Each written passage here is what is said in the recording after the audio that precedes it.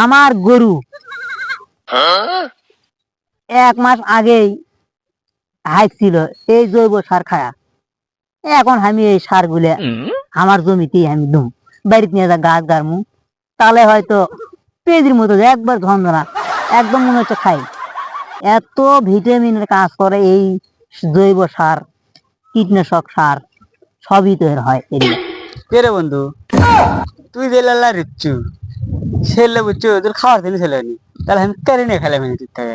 কারণ ওগুলোর যে ভিটামিন, প্রচুর ভিটামিন, কারণ জমির জন্য সেই ভিটামিন বলে আমাদের জন্য যদি ভিটামিন হলো নি তাহলে আমরা ঠিক খেলাম, কিন্তু আমরা খাওয়া পেলাম না। এই জন্য ওটা গরু লাগিয়েছে, এই জন্য খাওয়া পেলাম না। কিন্তু তুই যাচ্ছু আমাকে না ডাকও দিসনি কৃষক। সমানে দেখল খাচ্ছ আর তুই যাচ্ছ কে রে? আলু আলু আমি কি তুই খালি? তাহলে আমি যাই। এ শুন দাঁড়া শোন। এই ছাড়া আমার পিছন ডাক দিস কে? কুসাত করা যায় না। এ আচ্ছু আবার যাচ্ছু কে? কে রে খেলি উল্টো পাল্টা কথা কয় কে? আচ্ছু আমি কি বাচ্চু? সেটা কান দেখে ভুলা গেছে আর দেখো না কান।